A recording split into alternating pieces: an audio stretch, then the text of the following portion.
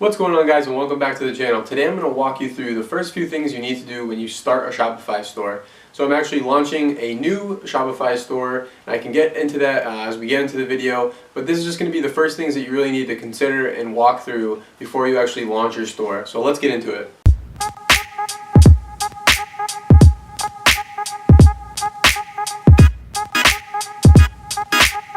Okay guys, so as I said, I'm going to show you kind of the first few things that I would be getting set up as soon as you kind of launch your Shopify store.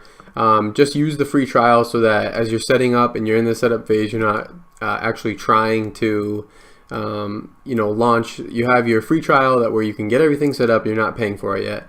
I'll leave a link below for a 14-day free trial, but basically as soon as you actually sign up and you get to your home dashboard, this is what you're going to see.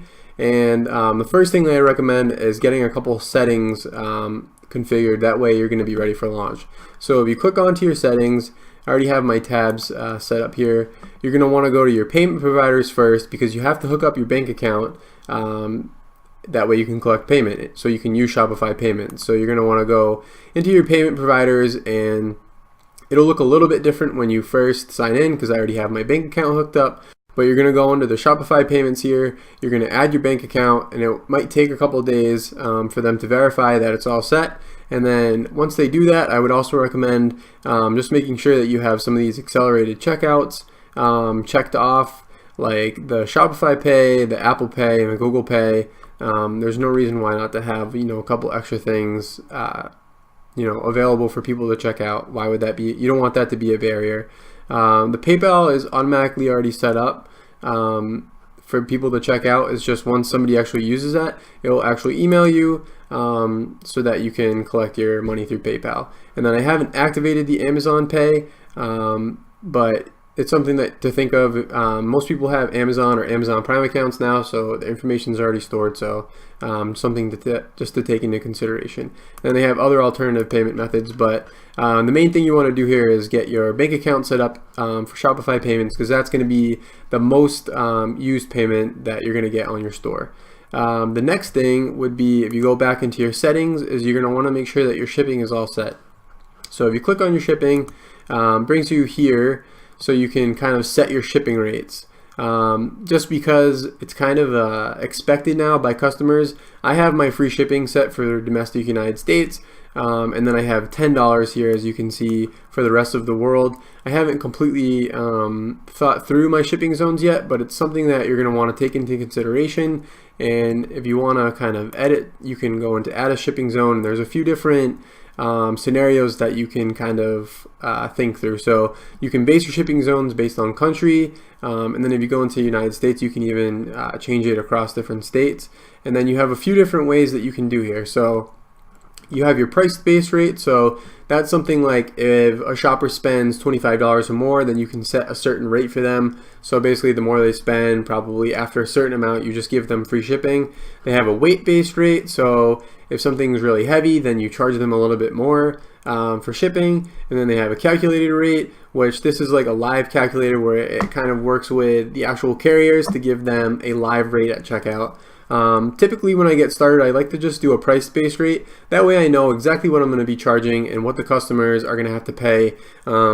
It just makes it easier to get going, but definitely optimize, take a look and consider the weight-based and the calculated-based as you kind of get comfortable with your store. But definitely just set for free shipping or a flat rate price-based to get started.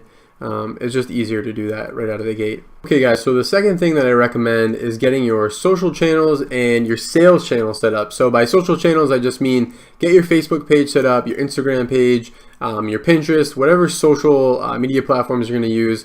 I would recommend, even if you only have an idea right now, that you just start those and start posting to kind of generate a little buzz about your brand, and get people kind of thinking about it, get some followers, get a little bit of social proof before the launch. It'll just make things a little bit easier. But if you haven't done that yet and you don't have your social channels, make sure that you go ahead and start those Facebook page, Instagram page, and the Pinterest, Twitter if you think that it's applicable for you. And then you're going to want to go back into your Shopify store under sales channels. You're going to want to add your Facebook, your Instagram, Pinterest. So I've added BuzzFeed. They have a few other sales channels that you can add, such as Amazon, a point of sale if you're going to sell to customers face to face, or eBay, a buy button. So I would recommend adding these sales channels in here just so that they're ready to go. So connect your Facebook page, connect your Instagram page. Those would be the top two that I would say you're going to want to do. That way you can utilize the Instagram tagging. So if you're familiar with basically running a social media campaigns, or you're a fan of Instagram, I'm sure you've seen other brands kind of tag products where you can tap a photo that has a tagged product in. It will show the price of it, and you can click right through and go to a website. You're going to want to use that. It's really awesome. It's a great way to incorporate, your products into your social media channel. So highly recommend that. And then Pinterest is really great for driving traffic. Not all of these social channels are going to be applicable to every single business, but I recommend that you get these set up towards the beginning and make sure that they're ready to go. Okay guys, so the next thing that I would recommend is going and looking through the themes and trying to pick kind of the layout and the theme that you want for your website. So if you go under your online store and you click themes, it'll bring you to this screen right here, and then you're going to want to go to the visit the theme store. Even if you want the free theme, I would just go to the theme store and you'll see why in a second. So it's going to bring you here. And really, you can't go wrong with Shopify themes. I know I've said this in some of my other videos, but you've got your 10 free and your 57 paid ones. Even the most expensive ones, I don't believe, go over $180, which isn't that bad considering they're really customized and they're really great and responsive for mobile and for desktop. So a lot of people are going to start with the free themes, which is 100% okay. These themes are also really good. I've used the Venture theme in the past. I've used the Simple theme in the past to help people set up their stores. And it really depends on kind of the store and the vibe that you're going for. But don't feel bad about using a free theme. And then if you are going to go for a paid theme, make sure that you give it a test ride first. So if we just say the Cascade theme, we're going to click through there. And there's usually a few different styles for the paid themes and the free ones too sometimes. But you can kind of pick the general look that you want for that theme, and then you can view a demo where if we do that, it'll kind of show you what a store looks like that's using that theme, so you can get an idea of exactly what it's capable of, what your store could look like. So this is just an example of a store that's using the theme, and then if you go back to it, you can click try the theme. You can actually upload this to your own store and give it a try. You can't actually use it until you pay for it, for customers, but you can actually try it and give it a demo, and you can fully customize it yourself and make sure that it's exactly what you want. So I think that the $180 is definitely well spent. So basically just loads it into your store here, and then you can customize it from here and make it your store and see if that's the one that fits your brand and kind of the vision that you have for it. So yeah, it's not like you have to spend the $180 blindly. You can kind of give it a test run, see what another store looks like before you actually have to drop that money, and you're going to get your money's worth out of it, and you're going to be comfortable with it and that you'll be happy with it. So that's the next thing. Just make sure you pick your theme and take your time with it. Make sure that it's one that you're going to want to use for a while, because once you get it all set up in your store, fully squared away, you're not going to want to go back and redo everything. It's a lot of work. Just for reference, I use the district theme. I've used it in the past, which is why I like to use it again. And yeah, so that's the store. So as you can see, my new store is called Zone of Action. It's going to be a motivational, patriotic apparel company. I think I've mentioned this in some of my other videos. I was in the Navy. I've seen some of these companies pop up, and I think that I can make something stand out among like the patriotic, like you see the meme accounts on social media and kind of like the patriotic t-shirts and different kind of gear. So that's going to be kind of what I'm doing going to be doing in my next store, and I'm going to bring you guys along for the ride and show you what I do along the way. So I use the district theme for mine, and you'll kind of see as I do some of my videos a little bit more into this theme specifically. Alright guys, so the next thing you're going to want to do is get your domain. So basically whatever you want your .com or whatever you want to be, you're going to want to make sure that you go ahead and check that it's available or find one that is available. So if you go under your online store and you click on domains, you're going to see this, and you're going to have this first domain already active. So it's going to be your store name, whatever you named it, at .myshopify.com. That's just what Shopify gives you so that you can get going and get started. You can use that domain, to move forward, but I highly recommend that you get a customized domain because it just doesn't look professional for a business.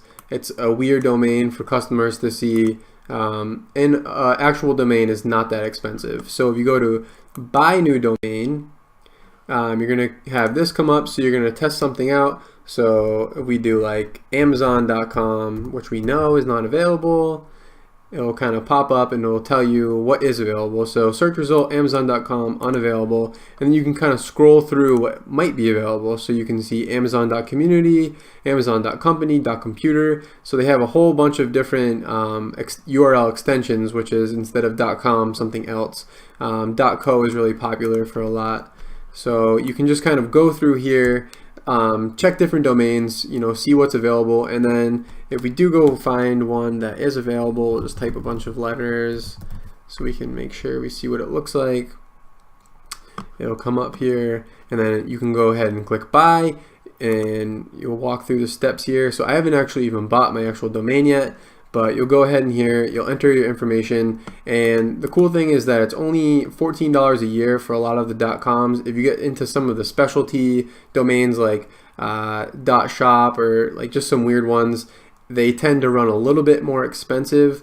But if we go back to domains here, this is just better because I know you might see other videos that say to host with a different company, or you can buy a domain and then transfer it over because maybe it's cheaper on something like GoDaddy.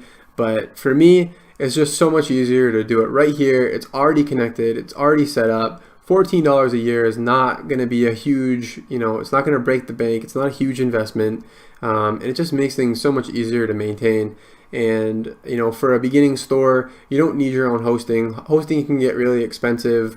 As you start to scale. With Shopify, it's all included in there. Your domain and your hosting is all right there. You just pay that $14 a year and you're all set. You don't have to worry about any of that back-end headache. For a larger business, maybe it's something that you want to think about changing in the future, but just to get started, this is by far the easiest and simplest way to go. Okay guys, so the next thing that I usually work on, I'll go to my pages. So if you go to online store and go to pages, I'm going to start setting up my About Us page and my Contact Us page, and then I'll go to my home page. So a lot of people tend to neglect this About Us page, and as we're getting more into e-commerce, the About Us page is actually mattering a lot. So why you started the company, kind of some personalization, and give a little bit of background about the company or about yourself, and what the company stands for, because it is becoming important. Consumers are wanting to connect the brands more, and you don't want to skimp on that. It used to be kind of like a page nobody looked at, or businesses didn't take it seriously, but it is something that you should take into consideration, and you should put some thought and effort behind it, because if you're starting this business and you want to be making money off of it, and you want to actually eventually make this a full-time gig, or you want to grow your business, you should be doing it for a reason, and you want that reason to be in the About Us page.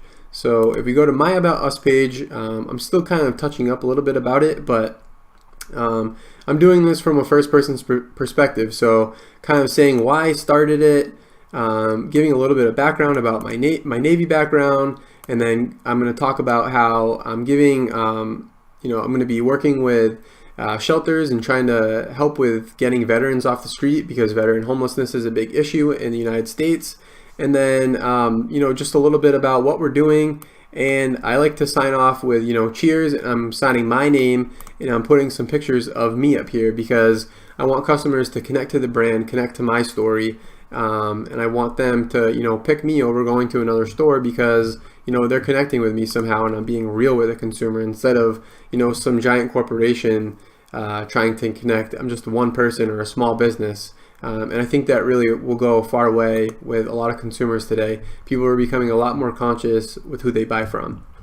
And then the next page you're going to want to set up is the Contact Us page. Also really important because you want people to be able to contact you. You want them to feel comfortable that they're going to be able to reach you. I'm also still working on my Contact Us page, but to set it up, you're going to want to make your page, and then Under template, when you go to add a page, you're going to want to click your page.contact. That way it'll add a form for you. And then same thing, give a little bit of an explanation, explain how you're always open. Anybody can reach out to you. And then I even added this, which I'm still contemplating if I want to keep this, but I said we'll get back to you within 24 hours or we'll send you a free t-shirt. My store is not live yet, and I'm wondering if it's a good idea to keep that, but stay tuned in some of the other videos and I'll kind of touch back on that to see if it worked.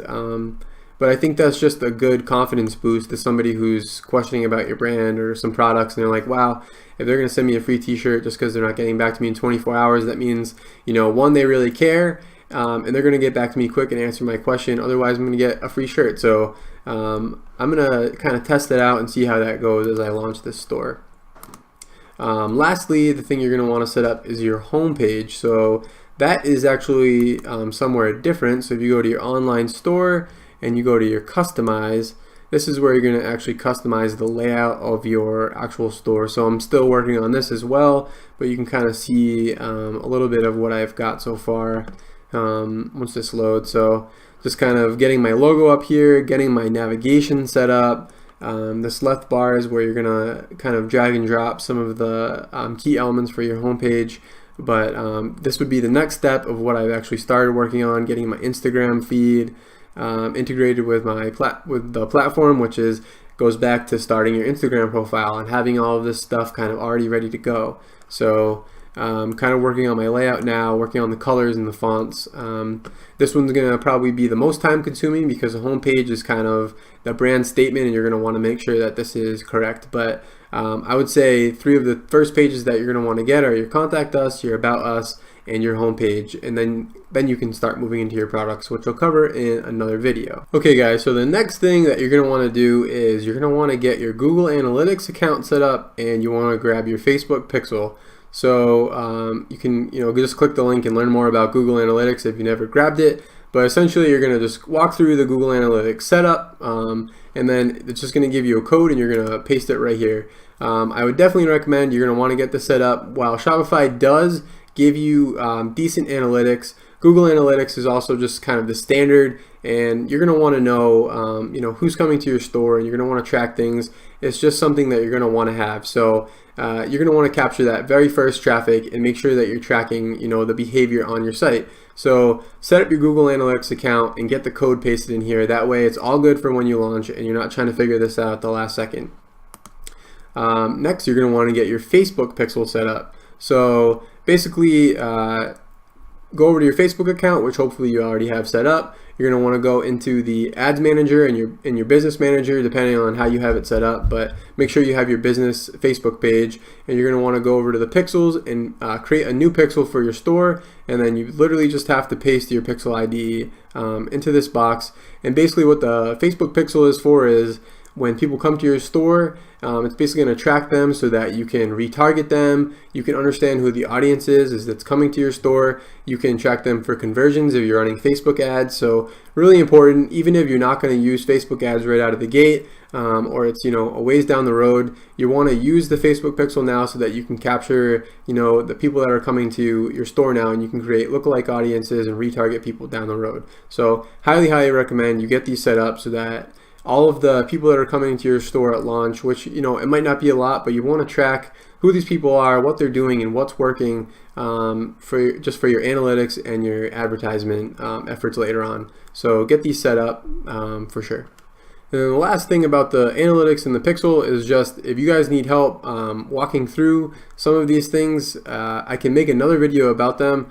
But I think there's a lot of tutorials on setting up Google Analytics and Facebook Pixel that I don't want to have to cover it and make the video extra long. That being said, if there's anything else in these first steps for setting up Shopify, be sure to ask questions down below. I can make videos, I can answer them in the comments, and then stay tuned for the next video where I'm going to cover more about the next steps for after you finish everything that I've covered here. The next video I will have all of this done, and then we're going to move into some of the next things to get ready for the official launch. Alright guys, thanks so much for watching the video. Hopefully the things that I laid out will help you get started, give you some things to think about as you're going to launch your Shopify store. If this was of any value to you, if you could smash the like button and follow the channel, and I'll catch you guys in the next one.